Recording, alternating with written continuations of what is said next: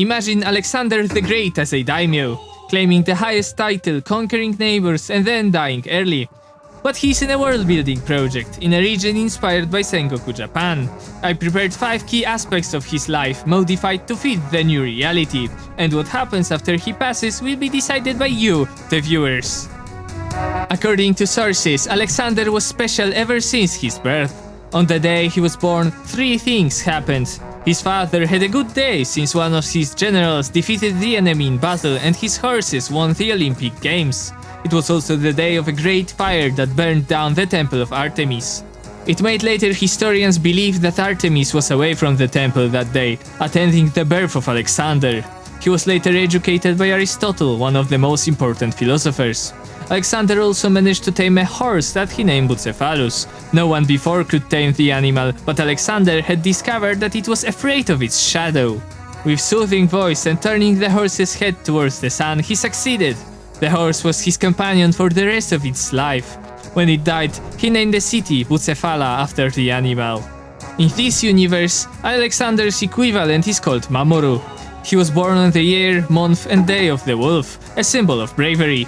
His father, a daimyo, won a battle that day, and the same day, the eastern barbarians set fire to a temple of the moon god. While parts of the story could go parallel, his education was different. In the Sengoku period of Japan, daimyos regularly fought each other. The central authority of the shogun eroded, which gave rise to the chaos of the period. That meant that sometimes the lords had to exchange hostages to guarantee peace. In this universe, the chaos would look similarly. Thus, the father of Mamoru would exchange him as a hostage after signing peace with a powerful neighbor. The young heir would be educated at the court of an infidel. While most of the island believes in many gods, some daimyos follow a religion brought from across the sea. Its monks proselytize the merits of effectiveness and wisdom, virtues sometimes overlooked in the martial culture of the region. So the educator of Mamoru would teach him the southern texts and tell stories of the universities and their research. The future monarch didn't abandon polytheism, but the exotic faith strongly influenced his views. He got martial education there as well, and found the horse companion similar to our universe. Next chapter of Alexander's life was sudden succession. His father was assassinated at a marriage celebration. The young heir suddenly became a ruler at the age of 20. He inherited a country enlarged by his father, but embroiled in several revolts and in the middle of an invasion in Asia. In this universe, a similar but more intricate situation took place. Instead of a bodyguard murdering his father, it was an assassin hired by a rival daimyo. Mamoru's predecessor dreamed big, planning on overthrowing the shogun and taking his position, but the plans were discovered by a lord that wanted to do the same. To avoid putting the shogunate on high alert and ruining his own plot, instead of notifying the overlord, he took care of the problem himself. Mamoru was introduced into his father's plot and took charge after him. He also discovered who was responsible for the killing. So after destroying peasant revolts supported by the southern merchants, he locked in and marched his grand army to the capital. He wasn't that big of a diplomat, but his father left him some supporters and Mamoru believed he was the best commander in the world. In our universe, Alexander the Great is known for conquering Persia.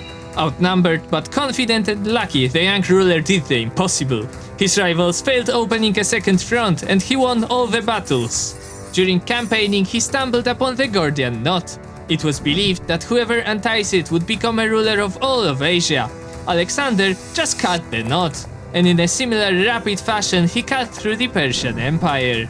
In this universe, the corresponding feat would be winning the civil war. While marching his army west, Mamoru encountered a region where horses were wild. The legend said that whoever could tame a local steed would become the ruler of the island. Having experience with difficult animals, he succeeded. A local city joined him without a fight. Its people probably wanted to rebel anyway, but it was the final spark. In our universe, the cities of Sengoku period Japan hardly ever had walls. Due to frequent earthquakes and a lack of mass invasions, unlike the rest of Eurasia, the defenses mostly concentrated in castles. But in this universe, the island's geography is significantly different, so a fortified city joining his cause saved him the time required for a siege. And it was just the beginning of the campaign. In our universe, Sengoku-era Japan had 2 leaders, the Emperor and the Shogun. Centuries earlier, the rise of the samurai class, the growing disinterest in ruling by the emperors, and a civil war caused the emperor to lose power. But the new leader, the shogun, decided to keep the emperor as figurehead. In the Shinto faith, the emperor is seen as a descendant of the sun goddess, so his divine status wouldn't allow anyone to dethrone him. Back in the Mamoru universe, the shogun gathered the loyal daimyos in the capital. He organized a punitive expedition. The country hadn't seen such an army in a while, and now all of it would be used to end the audacious daimyo's dream. He met Mamoru in battle, but even outnumbered, the rebel won. News of his victory spread through the state, some regions even greeted the conqueror as a liberator. Many children were named after him, but then the shogun met him in battle again. The fighting was fierce, but a brave flanking maneuver caught the overlord in an encirclement.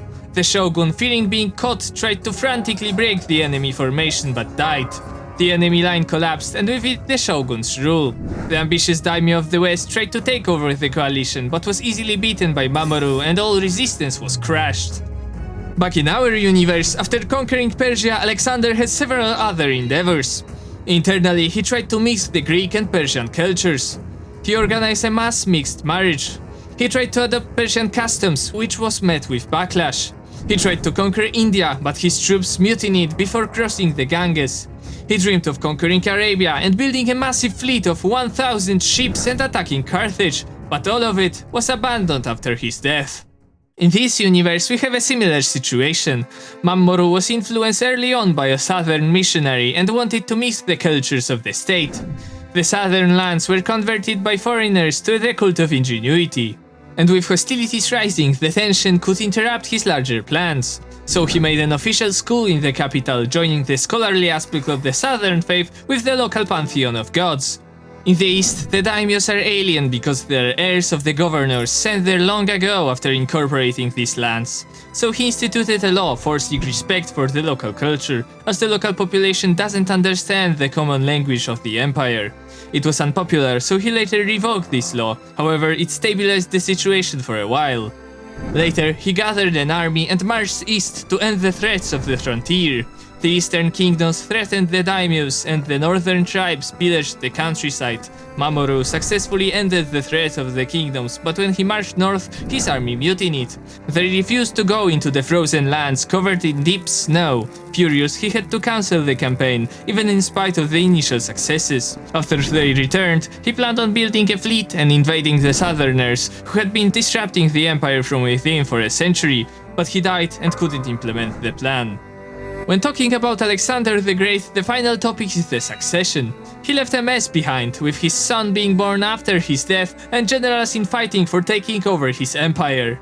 His final words weren't clear, as Greek phrases for "leave it to the strongest" and "leave it to Craterus," his general, sounded almost the same. So after a bloody civil war, the state collapsed and several countries emerged from the chaos. It also left the country weakened, possibly helping later Roman conquests. In this universe, the eastern lands declared independence, and an even more chaotic civil war ensued. The old contender's son, a southern daimyo who's a fanatical ingenuity cultist, and an eastern contender all gathered support to become the shogun. This chaos can only be solved by you, the viewers. There are 4 possible outcomes.